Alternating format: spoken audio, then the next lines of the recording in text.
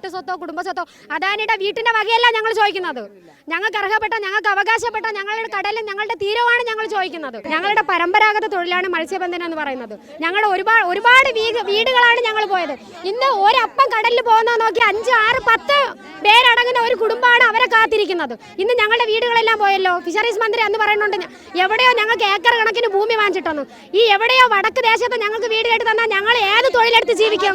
ഞങ്ങൾ എവിടെ പോകും? ഞങ്ങൾക്ക് എന്ത് ജോലി എടുത്ത് ഞങ്ങൾ ജീവിക്കും? ഞങ്ങൾക്ക് ഞങ്ങളുടെ തീരം തിരിച്ചു കിട്ടിയേ പറ്റൂ. അതുകൊണ്ട് തന്നെയാണ് ഞങ്ങൾ ഈ കുഞ്ഞുങ്ങളെയും കൊണ്ട് സമരത്തിന് ഇറങ്ങിയിരിക്കുന്നത്. ഈ കുട്ടികളുടെ ഭാവി നാളെ ഇല്ലാതാവുകയാണ്. ഈ മത്സ്യബന്ധനം കൊണ്ടാണ് ഞങ്ങൾ ഓരോരുത്തരും ജീവിക്കുന്നത്. ഈ മത്സ്യബന്ധനം ഉണ്ടെങ്കിൽ മാത്രമേ ഞങ്ങളുടെ കുഞ്ഞുങ്ങളെ വളർത്താൻ പറ്റുള്ളൂ. സമരത്തിന്റെ രൂപം മാറും, ഭാവം മാറും, സമരത്തിന്റെ ഗതിയും മാറും. ഞങ്ങൾ ഇത്രയും നാളുകൊണ്ട് ഈ സമരം നടത്തിയിട്ട് ഈ സമരപ്പന്തലിൽ വന്നിട്ടും ഞങ്ങൾ ജയിപ്പിച്ചു വിട്ട നേതാക്കന്മാരാരും ഞങ്ങൾ എന്താണെന്ന് തിരിഞ്ഞു നോക്കിയിട്ടില്ല. തിരിഞ്ഞു നോക്കാത്തിടത്തോളം കാലം ഞങ്ങളത് മുൻപോട്ട് തന്നെയാണ് കൊണ്ടുപോകാൻ തീരുമാനിച്ചത്. കടലിൽ പോകാൻ മണ്ണെണ്ണ വേണം, വെള്ളമിറക്കാൻ മണ്ണെണ്ണ വേണം. ഇല്ലേ ഇല്ലേ മീനില്ല, കടലിൽ മീനില്ല. ഞങ്ങളുടെ അഭിമന്യ പിതാവിനെ മാനിച്ചുകൊണ്ടാണ് ഞങ്ങളിവിടെ സമാധാനപ്പെടുത്താൻ ശ്രമിക്കുന്നത്. ഞങ്ങളിവിടുന്ന് മാറിക്കഴിഞ്ഞെന്നാൽ ഈ അമ്മമാർ വിചാരിച്ചാലും മതി, ഈ ബാരിക്കേഡുകളൊക്കെ കടലിലെറിയാൻ ഞങ്ങളുടെ പുരുഷന്മാരൊന്നും ആവശ്യമില്ല. നിങ്ങൾക്കറിയാം, ഈ നിൽക്കുന്ന പുരുഷ കേസരികളായ പോലീസിനെ കൊണ്ട് ഞങ്ങളുടെ അമ്മമാരുടെ വികാരങ്ങളെ തടയാനും നിങ്ങൾക്ക് സാധിക്കുകയില്ല.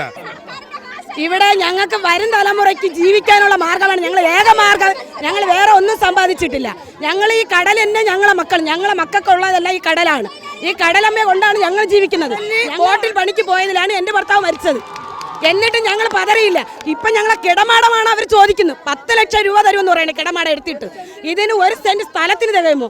എന്നിട്ട് ഞങ്ങൾ വരും തലമുറ എവിടെ ജീവിക്കാൻ, എവിടെ പണിക്ക് പോകും, എങ്ങനെ അവർ ജീവിക്കും? ഒരു മന്ത്രിമാർക്കെങ്കിലും അദാനി ഗ്രൂപ്പിൽ നിന്ന് പണം വാങ്ങിച്ചില്ലെന്ന് ഒരു മന്ത്രിയെങ്കിലും കൈപൊക്കി പറയാമെങ്കിൽ ഞങ്ങൾ മത്സ്യത്തൊഴിലാളികൾ അടിവറ വയ്ക്കും. വികസനത്തിൻ പേര് പറഞ്ഞ് കാട്ടിക്കൂട്ടും കോപ്രായങ്ങൾ കണ്ണും കാതും പൂട്ടിക്കെട്ടി കണ്ടില്ലെന്ന് നടിച്ചിടാൻ ഇനിയും ഞങ്ങൾക്കാവില്ല. ഞങ്ങൾക്ക് ഒന്നേ പറയാനുള്ളൂ, നിങ്ങളെല്ലാവരും ഈ ഫേസ്ബുക്കിലും വാട്സാപ്പ് വഴിയും നിങ്ങളെല്ലാവരും ഞങ്ങളുടെ ഈ സമരത്തിനെ പ്രതിഷേധിക്കുന്നു. പക്ഷെ ഞങ്ങൾ വെല്ലുവിളിച്ച് പറയുന്നു, ഈ പ്രതിഷേധിക്കുന്ന ആർക്കെങ്കിലും കഴിവുണ്ടെങ്കിൽ ഞങ്ങളുടെ കടലിനോട് മല്ലിടാൻ പറ്റുന്നുണ്ടെങ്കിൽ ഇവിടെ എത്തണം. അവർക്ക് കഴിവുണ്ടെങ്കിൽ അന്ന് ഞങ്ങൾ സമ്മതിക്കാം ഈ കടലിന്റെ മക്കൾക്ക് കഴിവില്ല എന്ന്. ഇപ്പോൾ KSRTCക്ക് ശമ്പളം കൊടുക്കാൻ പറ്റുന്നില്ല നമ്മുടെ സർക്കാരിന്. പിന്നെ എങ്ങനെ ഈ വികസനം കൊണ്ടുവന്ന് ഇവർ എത്ര കോടികൾ ഉണ്ടാകും? ഒരിക്കലും ഇത് പാവപ്പെട്ട ജനങ്ങളെ ഇവിടെ നിന്ന് ഒഴിപ്പിക്കാനുള്ള ഒരു വികസനം മാത്രമാണ്.